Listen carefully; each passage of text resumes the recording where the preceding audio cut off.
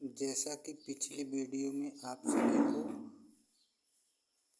Reasoning के 3 पार्टों में हमने बांटा था, जो उसमें वर्णमाला सेक्शन ए में पहला ही चैप्टर था। इसलिए आज हम उसमें टाइप 1 वर्णमाला के टाइप 1 को उसमें बताते हैं कि क्वेश्चन किस प्रकार आते हैं। जैसे देखिए, अगर क्वेश्चन टाइप 1 में यदि वर्णमाला को सीधे क्रम में लिख दिया जाए, ठीक, तो उसमें क्वेश्चन कितने प्रकार से बन सकते हैं। देखिए, अगर कहा है कि यदि वर्णमाला को सीधे क्रम में लिख दिया जाए, तो अगर कहा कि अगर बाईं ओर से 10वां अक्षर के दाहिनी ओर से 8वें अक्षर के बाईं ओर से 7वें अक्षर कौन सा होगा, तो आपको 4 ऑप्शन दिए रहेंगे। लेकिन हल करने से सब पहले आपको नोट पॉइंट 2-3 हैं, उन्हें ज़रूरी है। यदि आपको जैसे जैसे क्वेश्चन में कहा है वैसे वैसे लिखेंगे, दाहिनी ओर, बाईं ओर, दाहिनी ओर, बाईं ओर। सबसे पहले नोट पॉइंट ये लिखेंगे कि यदि बाईं ओर लगातार 2 बार है, तो हम मतलब समांतर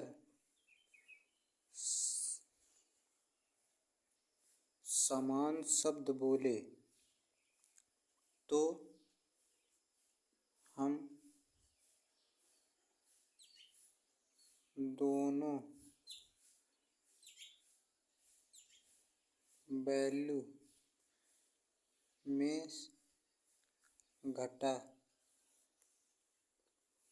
लेते हैं, और अगर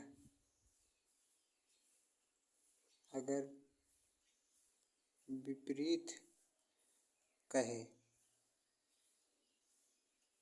तो हम जोड़ लेंगे।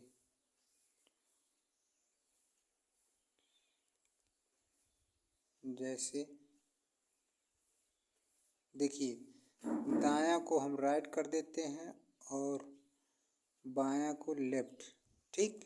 तो अगर कहा है जैसे ये है, लेफ्ट लेफ्ट है तो ये घटा लिया जाएगा, राइट राइट है तो जोड़ लिया जाएगा, लेफ्ट राइट है तो जोड़ लिया जाएगा, राइट और नहीं, यहाँ देखिए, सॉरी, लेफ्ट लेफ्ट है तो घटा लिया जाएगा, राइट राइट है तो घटा लिया जाएगा, ठीक। और लेफ्ट राइट है तो जोड़ लिया जाएगा, राइट और लेफ्ट है तो भी जोड़ लिया जाएगा। और तीसरी बात ये है, अगला नोट पॉइंट है, अगर उत्तर जो है आर मतलब दायां में प्राप्त होता है तो हम 27 माइनस x मान लीजिए आर की वैल्यू, उसे घटा लेते हैं, फिर मतलब प्राप्त उत्तर जो होगा वह लेफ्ट से प्राप्त होगा, और वही हमारा उत्तर होगा।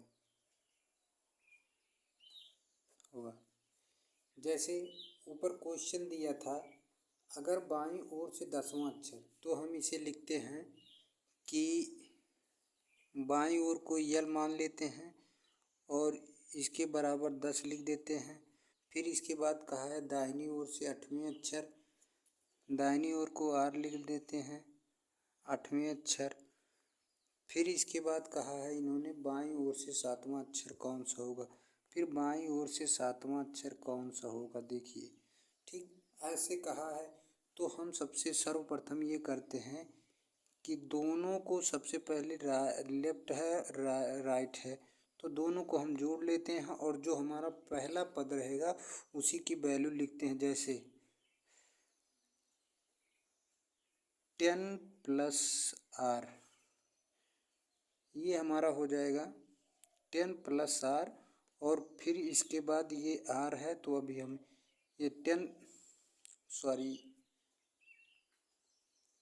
आगे देखिए, जैसे यल हमने लिखा, फिर आर है तो आर को प्लस कर दिया, फिर ये यल और आर में प्लस हो गया और ये आर और प्लस में ये भी प्लस हो गया।